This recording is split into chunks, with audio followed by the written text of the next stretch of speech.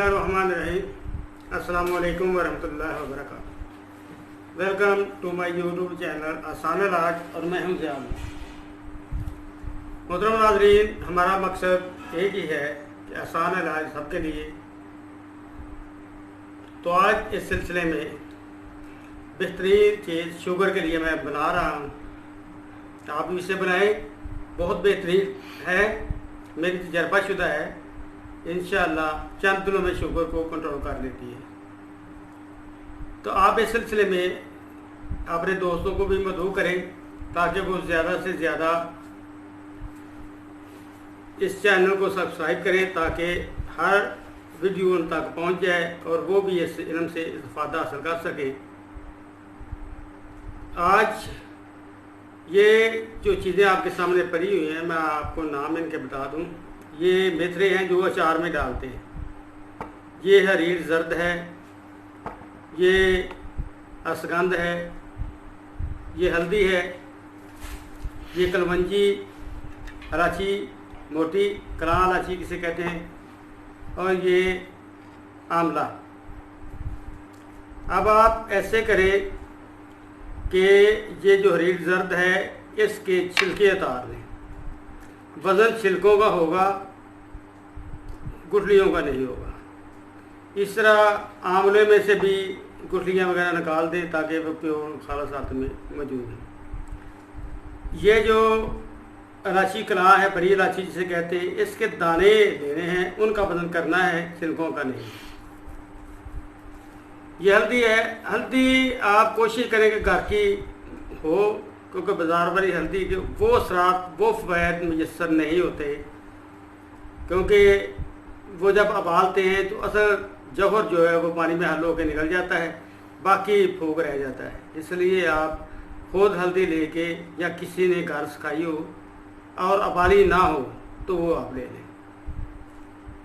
ये 50 ग्राम आप ले लें। मेथरे जो अचार में डालते हैं, इन्हें धो के खुश करने को गए, उन्होंने इससे रंग लगाया होता है, वो रंग वगैरह केमिकल होते हैं, वो उतर जाएगा।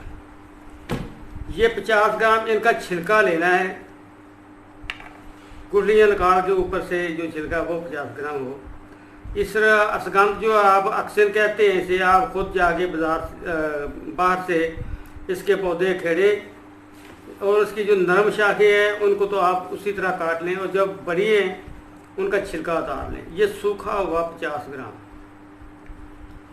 ये हल्दी भी 50 ग्राम होगी, कलवंजी भी 50 ग्राम होगी, और ये इलायची कलां जो है इसके दाने 50 ग्राम होंगे। इन तमाम चीज़ों को आप बारीक पीस के स्मोक बना लें, बाद में हल्दी शामिल कर लें। अगर हल्दी साबित है तो वो भी साथ ही पीस लें। आपकी ये दवाई बेहतरीन तैयार है। वो लोग जिनकी शुगर 300 से ऊपर रहती है, इंशाअल्लाह एक हफ्ते के अंदर अंदर वो 100 से नीचे आ जाएगी। आजमाइश शर्त है, इंशाअल्लाह आप आजमाइश करके देख लें, इसमें कोई मसला नहीं है। ज़रूर बनाएं। आप खानी किस तरह है, थोड़ा सा परहेज़ में पहले आपको बता दूं, बाद में आपको बताता हूँ कि खानी कैसे। कोई भी कोल्ड ड्रिंक आपने नहीं लेनी, किसी किस्म का डब्बा बंद जूस या खाना आपने बिल्कुल इस्तेमाल नहीं करना। इसके साथ बेकरी की तमाम मसनूआत, रस, बिस्किट वगैरह, मिठाइयाँ सब बंद। चाय भी आपने नहीं पीनी। इस तरह चीनी वगैरह या बर्फ़ वाला पानी वो भी आपने इस्तेमाल नहीं करना। वनस्पति घी या कुकिंग ऑयल वगैरह इस्तेमाल नहीं करें, इसके बजाय देसी घी या सरसों का तेल आप इस्तेमाल करें, वो बहुत बेहतरीन रिजल्ट आपको देगा। चावल का इस्तेमाल आपने नहीं करना। फिर इंशाअल्लाह देखें रोटी किस तरह की खानी है, वो मैं आपको बता देता हूँ। इंशाअल्लाह आप देखेंगे कि कैसे शुगर ख़त्म हो जाएगी, आहिस्ता आहिस्ता आहिस्ता में 2 माह 3 माह में इंशाअल्लाह मुकम्मल ख़त्म हो जाएगी। आप इनको सूप बनाकर महफूज कर लें। 3 या 4 ग्राम सुबह के टाइम नहार मुँह आपने पानी से ले लेनी। अगर शुगर ज़्यादा है तो शाम को भी ले लेनी है 2 टाइम। अगर उससे भी ज़्यादा शुगर है तो 3 टाइम ले लें। लेकिन अगर दरमियानी से है तो आप एक वक्त ले लें। 3 माह आपने इसे मुसलसल इस्तेमाल करना है, जिससे इंशाल्लाह आपकी शुगर हमेशा के लिए भी ख़त्म हो जाएगी। लेकिन इसके साथ शर्त परहेज़ का है। और रोटी जो आपने खानी है वो मैं आपको बता देता हूँ कि रोटी जो है ना वो बाजरा और इसके साथ गंदम, चना और जौ, ये चारों चीज़ें हम वजन ले लें। इसे बेहतर तो है कि हाथ भरी चक्की से पीस के आटा बना लें, क्योंकि जितना फाइबर आपके जिस्म में जाएगा उतना ही आपको फ़ायदा ज़्यादा होगा। अगर नहीं मुयस्सर तो ग्राइंडर से पिसा लें। उसकी रोटियां आपने सरसों के तेल के साथ बना के खानी है। आपने डालडा घ्यो, बनास्पति घी वगैरह इसके करीब तक नहीं जाना आपने। 3 महीने के बाद इंशाअल्लाह आप ख़ुद बताएंगे कि वाकई मैं बिल्कुल ठीक हो चुका हूँ। थोड़ा सा परहेज सारी ज़िंदगी रखिए। इसके अलावा एक चटनी है, मैं आपको बताता हूँ, वो भी आप गाहे बगाहे खाते रहें। पुदीना ताज़ा, अनारदाना खट्टा चेक करके ले लें, खट्टा भी मिल जाता है। अदरक, लहसुन, लीमू नहीं आपने डालना क्योंकि लीमू से ख़राब हो जाएगी जल्दी। इसे जितना पीस लेंगे, बारीक कर लेंगे, उतना ही ये बेहतर होगा। 2-2 चम्मच सुबह दोपहर शाम दही में मिलाकर पी लें। दही खाएं आप, बहुत अच्छा है, सेहत के लिए भी अच्छा है, मैदे के लिए अच्छा है, क्योंकि ये बीमारी का इसका आगाज़ मैदे से ही शुरू होता है। जब आप अपने डाइट को, अपने खाने पीने के रहन सहन के अंदाज को बदल देंगे तो आप इंशाअल्लाह तंदुरुस्त हो जाएंगे। अगर आपने अपने खाने पीने के अंदाज को ना बदला, उसी तरह पेट भर भर कर खाते रहे, तो फिर आप किसी तरह भी ठीक नहीं होंगे, क्योंकि इलाज से परहेज बेहतर है।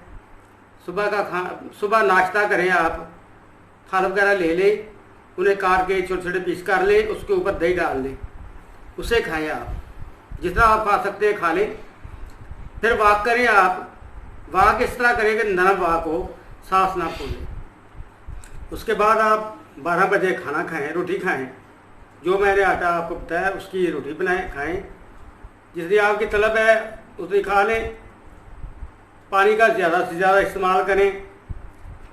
पिछले टाइम फिर अगर भूख लगे तो आप सलाद वगैरह, सब्जियां काट के उन पे थोड़ा सा मसाला वगैरह डाल लें, वो खा लें। सोने से कम 2 घंटे पहले शाम का खाना खा लें। और उसके बाद फिर आधा घंटा हल्की वॉक करनी है आपने, तेज़ वॉक नहीं करनी, हल्की वॉक करें। इंशाअल्लाह आपके दिल से दुआ निकलेगी कि वाकई किसी ने हमें कुछ बता दिया है। जो भी शुगर के मरीज़ हैं वो पूरे इत्मीनान के साथ इन्हें इस्तेमाल करें। इंशाअल्लाह जैसे मैं बताया वो परहेज़ करें। इंशाअल्लाह 3 माह के अंदर अंदर उनकी सेहत बदल जाएगी, शुगर इंशाअल्लाह ख़त्म हो जाएगी, नामो निशान तक मिट जाएगा। अल्लाह ताला हम सब का हम ये नासर हो और अल्लाह हमें सेहत कामला व आजरा से नवाजे। आप अपने दोस्तों को भी दुआ करें कि ये इल्म इसी तरह फैलता रहे, ताकि हर आदमी जो बेबस हो चुका है अल्लाह के फजल से वो शिफाए कामला हासिल कर ले। तो इस सिलसिले में कि आप अपने दोस्तों को मदऊ करें ताकि वो हमारे चैनल को सब्सक्राइब कर लें और बेल आइकन को बटन को दबा दें, ताकि वो तमाम वीडियोस जो पहले गुजर चुकी हैं या आने वाली हैं वो आप तक पहुंच जाएं। अस्सलामु अलैकुम वरहमतुल्लाह।